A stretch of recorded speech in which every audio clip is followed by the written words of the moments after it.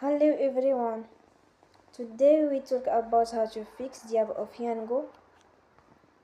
We go to settings, then we click on apps. After that you will search the app Yango and you will click. Then you will unforce stop.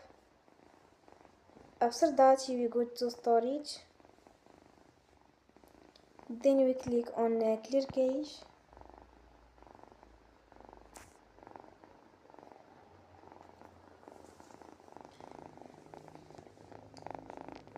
In the end, turn off your phone and you will recharge your phone again. Don't forget to support us by like and subscribe. See you next time and thank you for watching.